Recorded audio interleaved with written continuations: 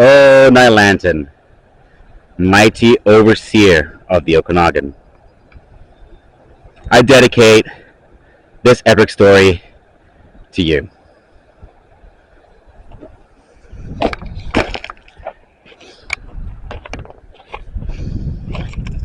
So you saw the whole thing.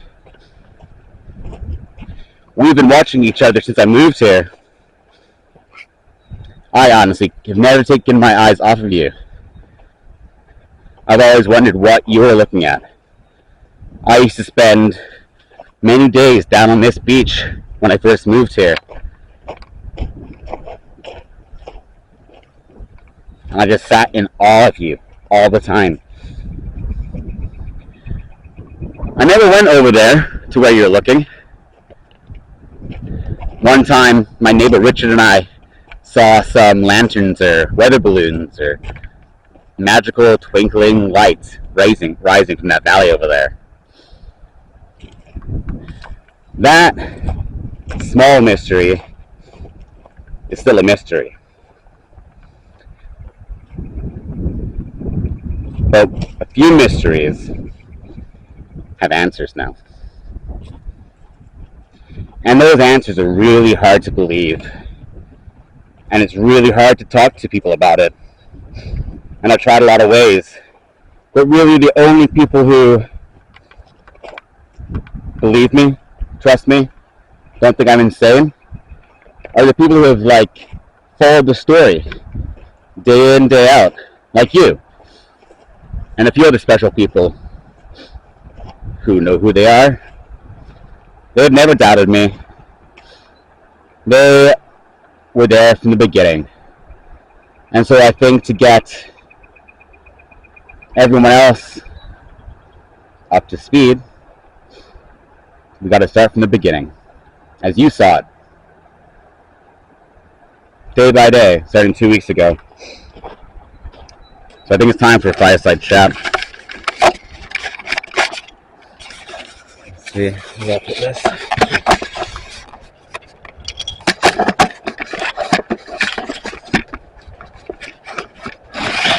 Sorry if it took a second to get this just right.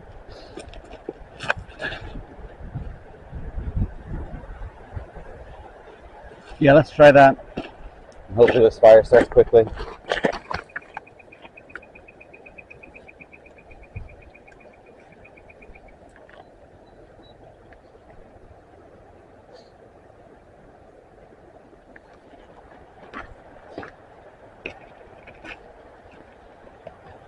Okay. So, our story began 2 weeks ago, again. This part of the story. I was in Penticton for an appointment. And I've been taking the bus a lot recently, and I really enjoy it. I left my car in Penticton and took the first bus that came along. It was to Okanagan Falls. And a few people, including one I really respect, have said, man, go check out the hikes behind Blue Mountain. And that seemed as good a time as any. I didn't really get dropped off close to Blue Mountain, so I kind of had to bushwhack my way there. I went through some really beautiful spaces, and I got to the top of a ridge, cliff, and I couldn't get down, so I had to backtrack. And on my way backtracking, I saw maybe a deer trail down to the canyon below. And I figured that was my best way out. Because I was basically lost. I wasn't exactly sure where I was. But I went down this trail and I found a proper trail. And I followed that along the stream, the creek bed up there. And I came to a very strange place. A place that time has left all kinds of things. It was remarkably lived in and untouched. The first thing I came across were some derelict shacks, roof no more floor, no more filled with everything you could ever imagine, but laying on covered in pine needles. But there were kids' toys and tools and clothes and everything, books and tennis balls and just life's flotsam or whatever, you know? And yeah, so that's the person I came across and continued down. There are a couple of other newer buildings made of concrete blocks that were also no longer lived in. And near those, along the path, was something that looked like a root cellar, like a hobbit's home. It looked like, with a concrete framed rectangle door. And you know, I knew where I was at that point, because where I was kind of was, you could see Blue Mountain. It's right there, Blue Mountain Winery. So I was like, okay, well, now that I have situated myself, it's time to smoke a joint. So I found this plateau, maybe a mesa, just around the corner from this strange area, across the creek. And I went up there, and it was beautiful. The view was incredible. You can see all the way down here. You can see all the way down here, right past nÄaylintn. And so I'm about to climb this hill that I found on top of this mesa, when I realized it's man-made. Like, that's man-made. I knew it immediately. I didn't go into this journey looking for anything, or even with any knowledge of anything, really. But somewhere in my mind, I knew what a burial mound looks like, and I knew what I had come across. It was a burial mound for sure. And then I saw a cairn, and then I saw the root cellar, and realized maybe that was a pit house. But I couldn't stick around because I had another appointment in Penticton, and I had to go get my car, and the bus was leaving from OK Falls soon. So I left there and went to get my car, and went to my social worker appointment, but I had to go back. I had to go back after. So I drove back. I drove down Allendale Road and parked my car and made a video to send my friend to say, hey, what is this? And, that no one seemed overly interested, but I thought I had found something. The next day, I went straight to OIB and showed them the video and photos of the things I'd found, and I talked to their historian, and he was intrigued, and he really wanted to see it. He was very interested. He even spoke about some French archaeologists who were looking for a project. It took a while for them to get back to me. It was the weekend and stuff. I was just coming up to the weekend. And I couldn't stop thinking about this stuff, so I kept going back and just putting things together. Well, before that, the night before I went to see OIB, I was at home, and I Googled OK Falls burial mounds to see if anyone had found anything like this before. And nothing turned up except the story of the Spanish mound. And so I started learning about that. I kind of knew a little bit about it, but I read about the pictograph of the shackled slaves in the Headley Cave, and the story of a great ambush on the Spanish and a great victory, and the story of a lost mound that was filled with Spanish bodies and Spanish weapons. And all I saw was a mound. I didn't. I thought maybe it could be the Spanish mound. And over the next few days, I went to the Penticton Museum. They have a display there, and there were articles about the Spanish mound, and I read up about it and some things I hadn't learned, and they described it as an as a green mound. Um, on one side of the Similkameen Valley. One article actually said it was in the Okanagan, and that it was a lush green hill. So, I thought, wow, maybe I found it. They scholars always believed that it was in the Tulameen area because of the pictographs, I think, and the Tulameen ochre that's used. So they never really looked over this side,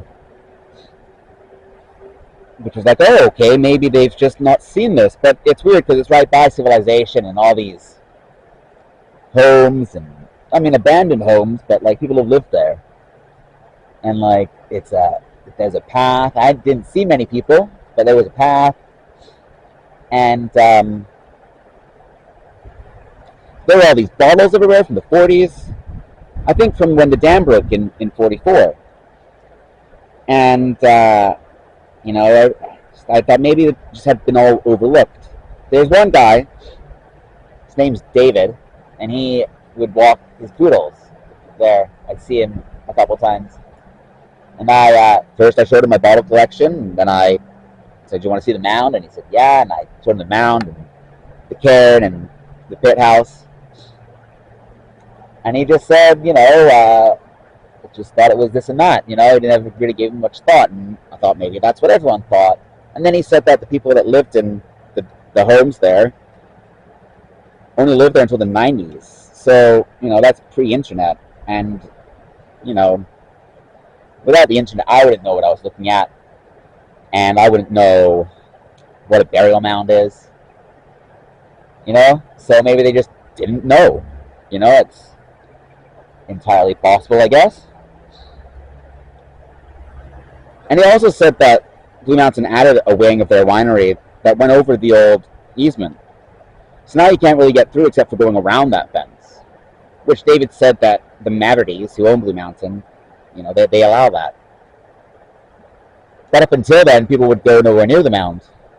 So, there's a few factors, coming into play. So, my curiosity is growing and growing, and, I'm waiting for OYB, and I talk to my friends, and a lot of people say dig. I don't really want to dig, and I knew I wasn't supposed to dig. That's why I was looking for permission from my friends, I think. But my impatience and curiosity got the better of me, and I thought it was the Spanish mound, and I thought maybe it's not as sacred as other mounds, maybe. Or I thought I could get in there without damaging it and stuff. I wasn't gonna dig the mound, but I did pull some stones away from the cairn, and I think I damaged it pretty badly. And I hope I can make it better. A few days after that, actually before that, David had told me that there's another access to that area off of Weyerhaeuser, and I didn't particularly like parking by Blue Mountain and have them see me poke around and stuff.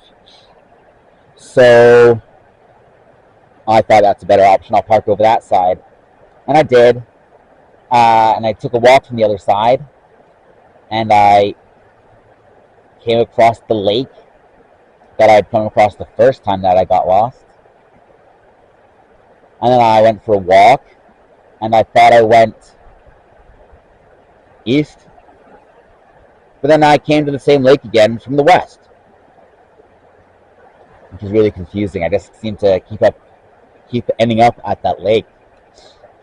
I picked something up by the gate that day, and I put it in my pocket. OIB came a few days later. 4 of them. Brenda, Ron's son, and another woman, I want to say Gloria, but maybe I got that wrong. And they all came, and they didn't think the pit house was a pit house. They didn't think the mound was a typical mound with things wrong with it. Ron said, "Why would we bury the Spanish here?" And he's right. Why would you? It was a beautiful spot, stunning spot. You wouldn't. That's a place. That's a place for heroes, not enemies. So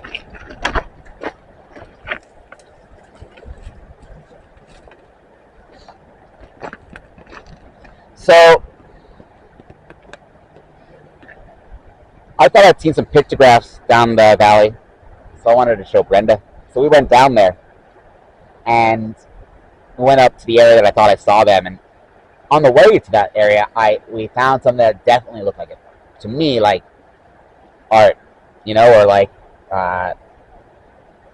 not natural. There are red marks on this beautiful rock canvas with a nice overhang, and it had a shimmer to it. But the marks are faint, and Brenda wasn't sure. And then she took a photo with an app on her phone which detects pigment, and it was the wrong pigment. So she said, "No, that's not a pictograph."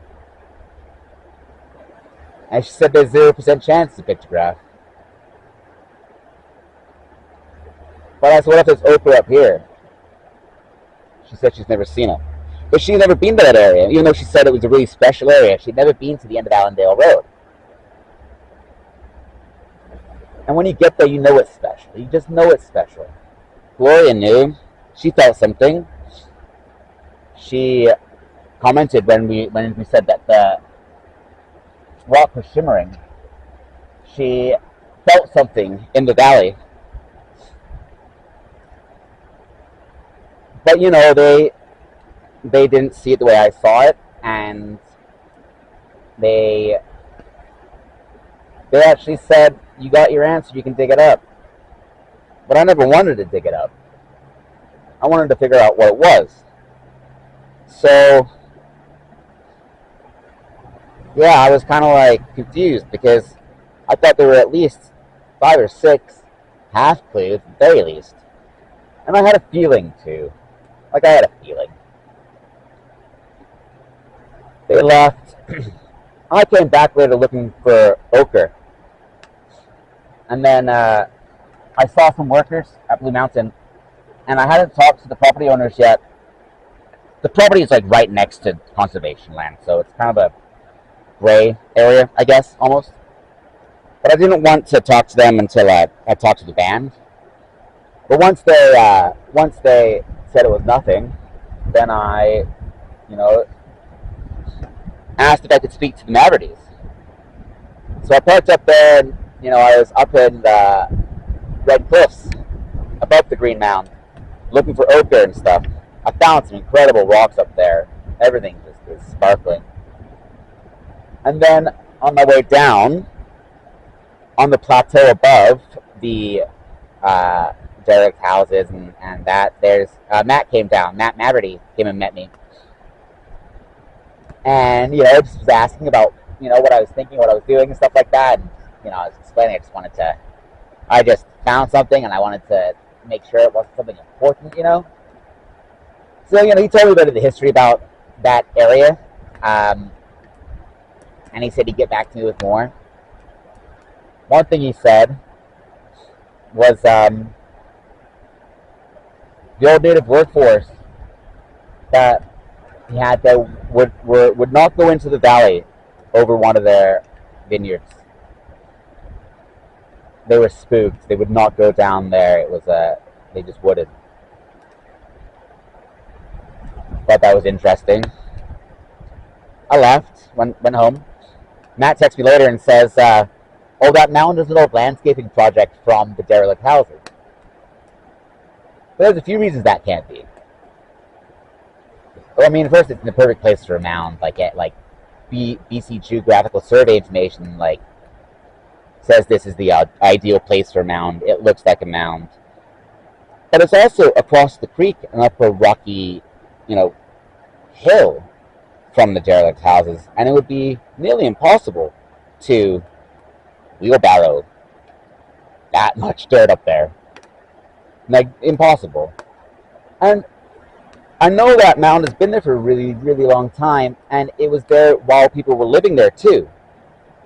Because there's a bare spot on top and a worn away footpath leading up it. Which it must have taken many feet, many years to climb. So it was there for a long time, even when people were living there. So I'm not buying it. Sorry, Maverick, I'm not buying it. The other thing I noticed when I got home was that the lot was a strange shape. Kind of like went across the creek and encapsulated just barely the mound. It's a very strange lot, and that little corner of it doesn't really make much sense geographically or anything really. So but I don't like to speculate. I like to find more clues and more answers.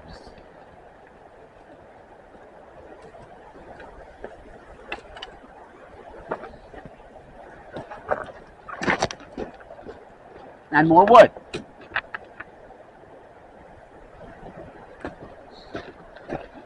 So, I didn't really question anything anyone said. I trusted Brenda, and I trusted Ron, and I trusted Matt, and the archives weren't buying it, so I don't know. I was packing up my stuff at home the next day. I wasn't very happy, to be honest. I was like, I think you're all wrong. In my head, I thought you were all wrong. They were all wrong. And so I'm packing my stuff away, and I pull out of my bag that medal that I picked up over by the lake at the upper end of the canyon off Weyerhaeuser. And I took some photos of it, and I compared it to photos online, and I sent my friend some photos of some really old handmade chains that looked quite similar to what I had. And she sent back, Neil, those are shackles. Those are ancient rusted shackles. I looked closer. They were burnt, rusted, twisted, ancient, handmade, broken shackles. Where shackles feature heavily in the story. Because they are shackled. And the Spanish mound is an oral story, like an oral history. We know the shackles exist. Well, we basically know the shackles existed because they're in the pictograph. And iron isn't going anywhere, So if they're iron shackles, they're somewhere. They don't just disappear. And if iron shackles were left still hot in the ground and then sat there for 200 years, I bet they look a lot like this twisted piece of metal that I picked up. The next day, I went to the Penticton archives, and I was pulling into a spot as someone was pulling out of it, and I realized it was the museum director's spot. I parked my car, and I sprinted across the parking lot to catch him before he pulled out. And I was a sweaty, dirty mess.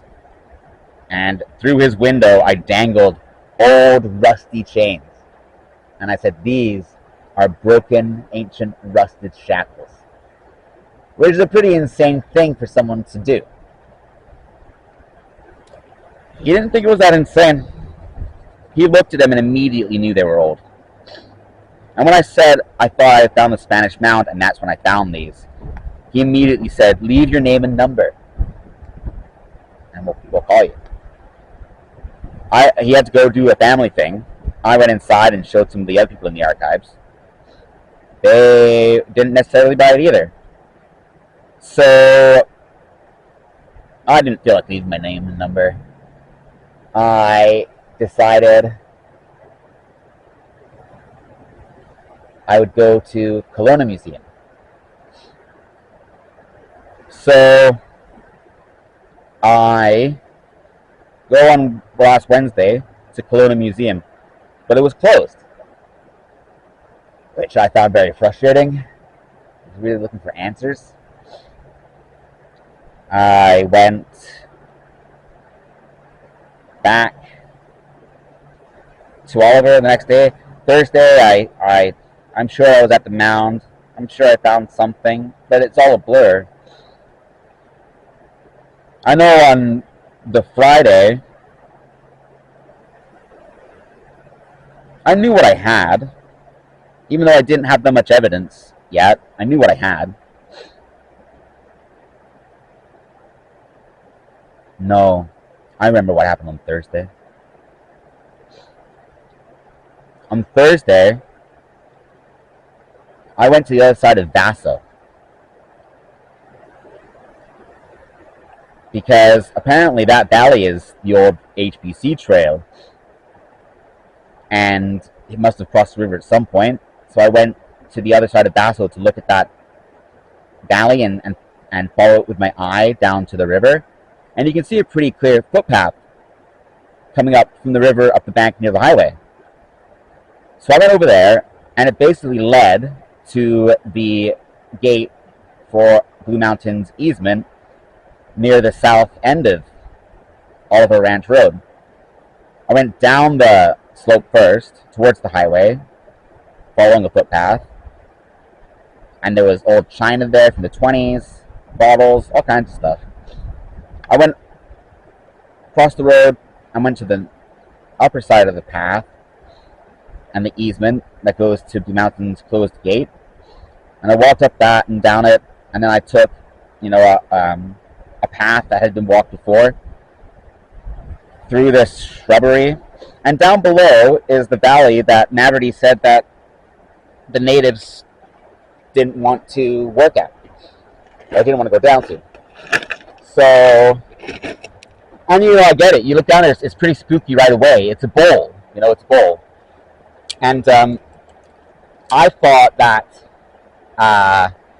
the canyon where the mound is was a good place for an ambush because it's, you got nowhere to go. One way in, one way out. But then when I came across this area, I realized, oh my God, no, this is a bad place to be caught. It's a bowl. The only thing I can compare it to is in Lord of the Rings. I can't remember which movie, but I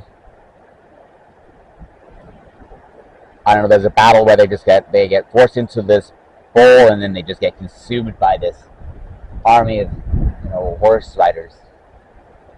Anyway, that's what it felt like. And so I'm walking around a bit more, and I see a skull on the ground. And my friend Ryan wants a skull. So I picked it up. I thought it was a deer skull. I noticed there were more bones underneath it. I thought someone had had a barbecue here. And at this point, I'm not thinking this is any kind of archaeological site. This is just, I just went, past this gate, 20 feet, and there was a skull. But then I looked at the skull and it had fangs. And I realized, oh shit, this isn't anyone's barbecue. This means something. Well, the coyote is the spirit of adaptability and trickery. And you're going to need tricks if you're going to have an ambush. So then I realized that this is a totem. Coyote is a totem for this pit. I went down into the pit, and it's not a nice place to be. I found a bone down there that was really, really old. I could tell it was old just by looking at it, but it also had lichen in it. And it was also porous. So I thought, hey, this could be human, maybe. I looked up what the coyote's head and this bone both had something on it, and to me it looked like lichen. I looked up how long lichen takes to grow on bones, and the story is it doesn't really. I found an article about a place where it does happen, and there's photos of bones with um, lichen on them, and those that article is about bones in Majorca. It's a very dry place, and it's Spanish. It had the scientific name for the lichen in the article. So I, I looked it up in BC, see if it was lichen that occurred here, and it's invasive. And it goes the map. The invasive species map says it goes basically up into the Kamloops area and as far as this. I was like, oh shit, that's the lichen, and it's an invasive lichen that's obviously been there for ages in this nature's reserve area that's been pretty untouched. And it's seen in Majorca. So I'm thinking, is this an invasive Spanish lichen that's covering these bones?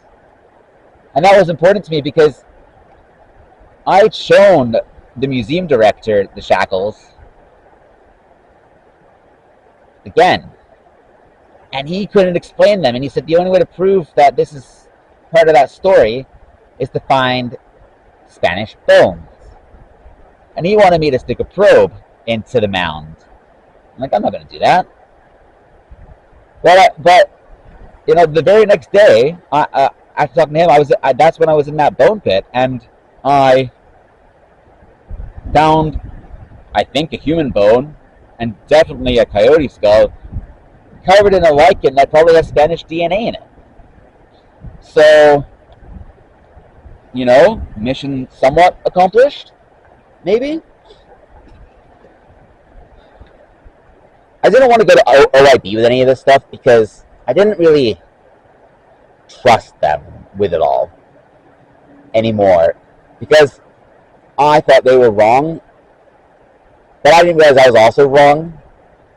We were both right and we were both wrong, but I still wanted to deal with someone else, I think. So I thought the next best people to deal with, seeing as I couldn't talk to I don't know, the archives, museums, was the band in Headley, where the pictograph of the chain gang is. So I drove to Headley, but I made a big mistake. I took the coyote skull with me, and I walked onto the reservation thinking I was doing them a huge favor, and wanted to talk to an elder, and I left the reservation, and I was in the coffee shop, and a young lady from the reservation came and talked to me, and from the band came to talk to me, and I was not happy. I tried to explain to her what was happening, and it was impossible, but I think she still believed me. She just didn't like me, which is fair. And so I left Headley kind of with my head down and didn't know where else to go. It was a long weekend. Nobody was open. And the thing I've learned is where there's truth, there's clues. And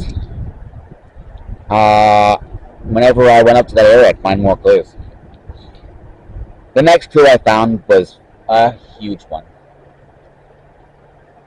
Because after I realized what I had were shackles, I knew that to break the shackles, you'd need fire.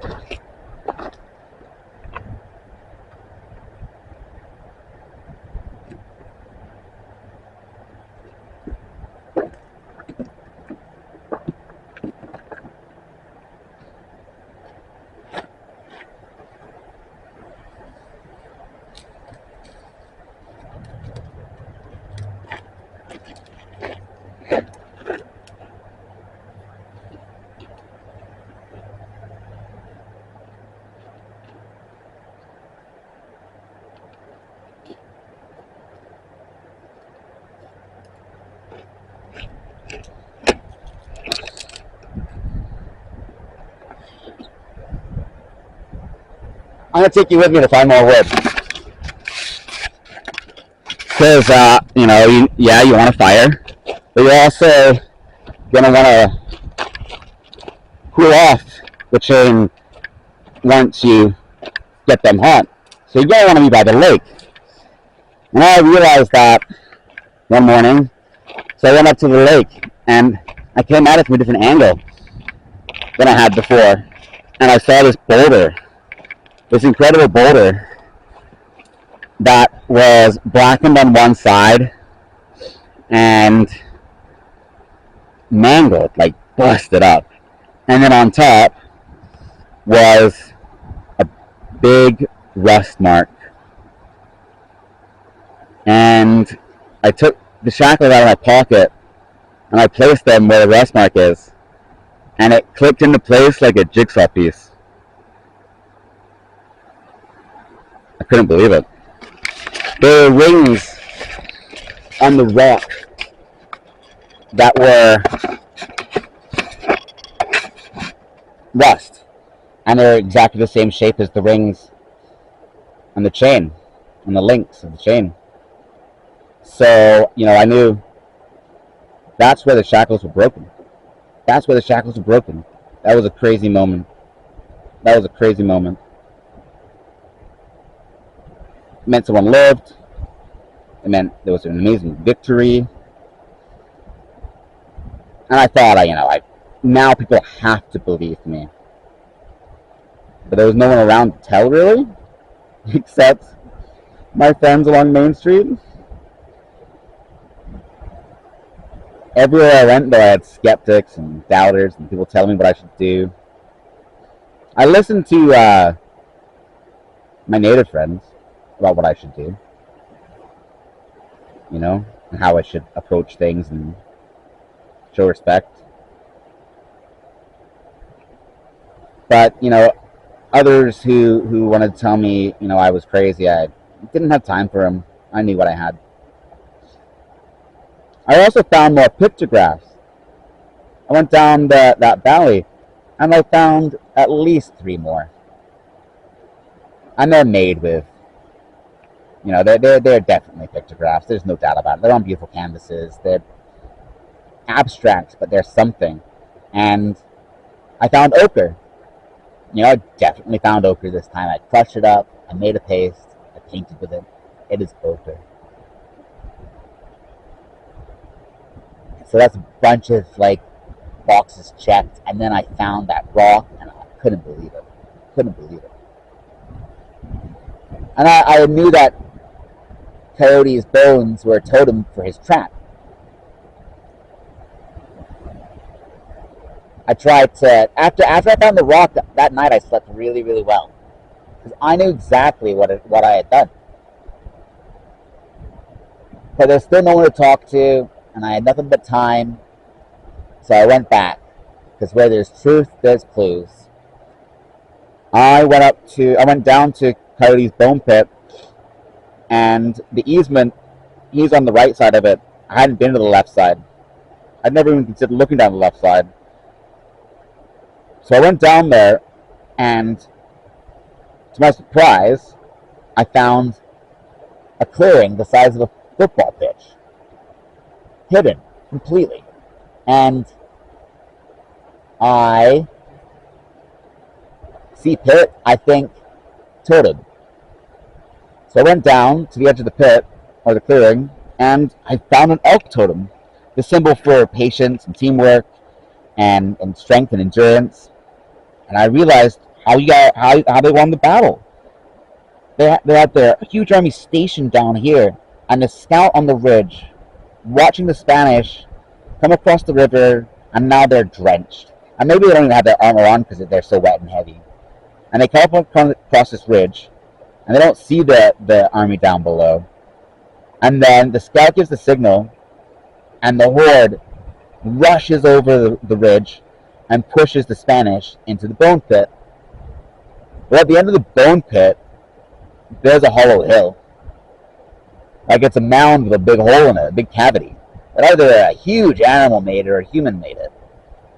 Beyond that is a saline lake that looks rusty. rusty. So yeah, I think that's what happened. I think that, the army pushed the Spanish into the pit, buried them down there where nobody goes anymore. And then the freed slaves ran up the canyon. They painted pictographs along the way. And then they got to Freedom Rock, and they broke the chains there. And then threw them away. There's another piece somewhere. There's actually a little hole next to the, not far from the rock. Looks like someone dug something up. Maybe they dug this up thinking it was like precious metal. Well, it was. They just didn't know how precious. And they threw it away. So, yeah, I had the whole thing worked out. And, I had talked to some friends and they, some from the local band, and they had said, bring gifts, bring tobacco. I bought some ceremonial tobacco from Generation 7 gas station, and then, she said, to make amends, you need to lay some and ask the Creator for forgiveness or anything. So, I did that. I laid some tobacco and I made a video to show the smoking people the space. And I, got some things together to give to as a gift. And I talked to Coyote about my penance, and we negotiated. He was going to make me walk there shackled. But I only walked halfway. I tried to walk halfway. I was crazy. Along the highway. It felt like it was something I had to do. Someone picked me up. A very nice man named John insisted I get a ride. Dropped me off in Headley. Headley doesn't like me. I tried to be contrite and humble and quiet, and there I laughed in my face. Fair enough. No one there really wanted to buy it. I know I look crazy, especially when I told them I walked there. I did not expect to have to walk back as a thing, because I thought they'd be grateful. I'm a fool. So I started walking back. I had a metal case with me with all these gifts in them. I had to ditch that by a signpost because I was tired of carrying it. So I carry on. I try hitchhiking. And you know what? Someone picked me up. Gordy. What a guy. Took me to Carameos. And I was just going to go to the archives and get, science on my side. But I found something in Headley when I was there the first time. It was a keychain. It was in the dust on the ground. There was a white feather keychain. And I looked up what white feather means. And it means guidance. And I really thought at first, I was guided to this whole thing. Maybe by nÄyLintn, maybe by my friend Emily. I thought I was guided to the whole thing. And eventually I was guided to Lower Similkameen Indian Band. And I got to tell my story to a wonderful lady there. And I feel like, and I gave them the shackles. I know they're priceless. But I gave them to them because, what I really hope is that it brings respect and prosperity to them and to the region. And I just felt completely unburdened after that. I feel like I did the right thing. I feel like I tried to be as respectful as possible. I've tried to make up for my ignorance and my,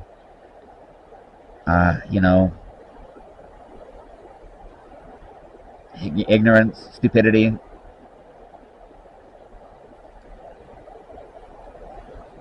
For being a jerk, for taking the can apart, even though, I did it. I know. And it was shit of me. But I hope I've made up for it. I really, because that's the God. People have always asked me, what's your angle? I'm like, to figure it out. To prove this amazing story, I guess. But I wasn't trying to figure anything out. I just came across something. And I was guided I thought I'd found the Spanish mound, and I thought I found something more special, and then I thought, you know, and then I can't believe what actually happened in the end. Freedom Rock, up on near Weyerhaeuser Road by that lake, is an incredible, immense, powerful spot, and it's super special to me. And I think it's super special to the Similkameen people, and I think it's super special to Canada and all of the Indigenous people of Canada. I think it is that and the shackles are the most powerful symbols of teamwork and freedom and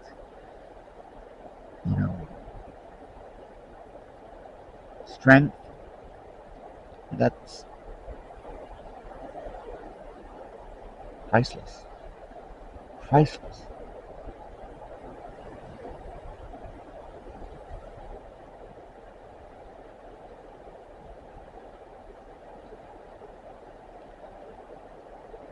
And I think that's it.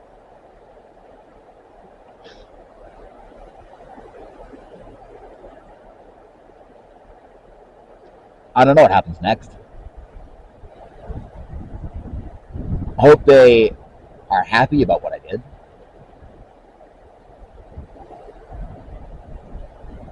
I'm really proud of myself. I can't believe what I've accomplished.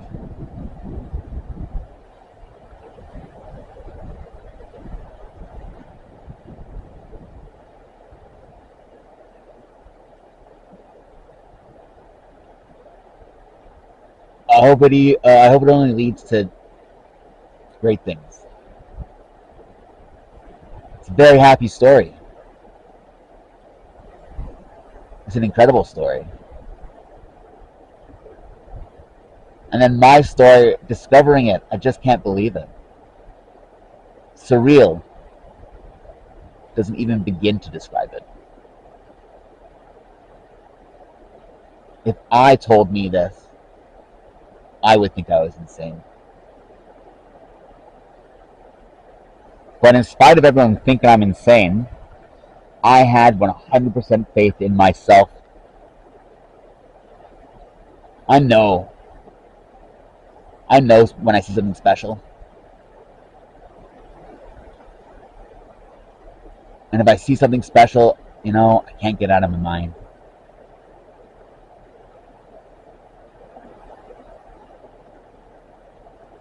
And I knew it was special when I first came there. I had no idea how special it was. Because that mound is not the Spanish mound, that green mound. Under nÄyÄlintn's gaze, under the red cliffs, at the bottom of Victory Canyon, above the battlefield, near the cairn and the pit house, with one of the most spectacular views in the Okanagan and, fuck it, the world. In that mound are the heroes from that heroic victory you guys had. I hope I've made you happy, maybe even proud. I hope you forgive me for my trespasses.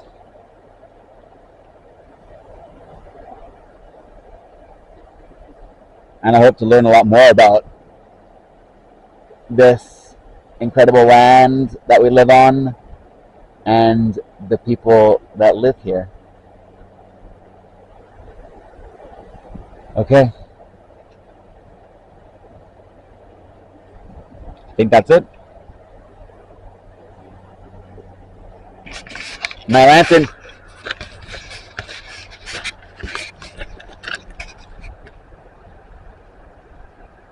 Thanks, man. Keep an eye on those guys.